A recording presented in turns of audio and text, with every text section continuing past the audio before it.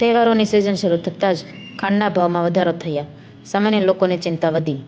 આ વચ્ચે મંત્રી પ્રહલાદ જોશીએ ખાંડના ભાવ વધારા અંગે મહત્વનું નિવેદન આપ્યું। તેણે સ્પષ્ટ કર્યું કે દેશમાં ખાંડની કોઈ અછત નથી।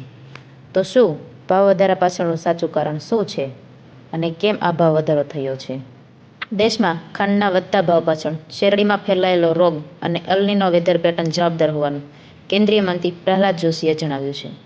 તેમના કહેવા મુજબ આ બંને કારણોને કારણે માત્ર ભારતમાં જ નહીં પરંતુ સમગ્ર વિશ્વમાં ખાંડના ઉત્પાદન પર અસર પડી છે। પરંતુ વિપક્ષ દ્વારા ઇથેનોલ ઉત્પાદનને ભાવ વધારા માટે જવાબદાર ગણવામાં આવી રહી છે। જોકે પ્રહલાદ જોશીએ આ દાવાને નકારી કાઢતા જણાવ્યું કે ઇથેનોલના કારણે ખાંડનું ઉત્પાદન ઘટ્યું હોવાની વાત સાચી નથી। મંત્રીએ વધુમાં જણાવ્યું કે દેશમાં દર વર્ષે આશરે 280 લાખ ટન ખાંડની જરૂરિયાત રહે છે અને હાલમાં પૂરતો સપ્લાય સ્ટોક ઉપલબ્ધ છે।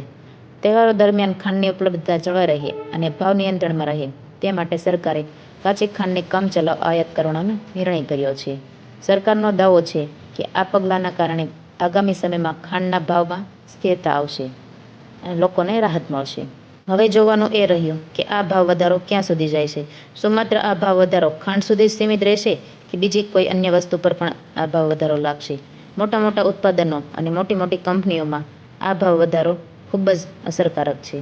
નાના માણસો અને નાના પરિવારો સુધી આ ભાવ વધારો ખૂબ અસરકારક થયો છે।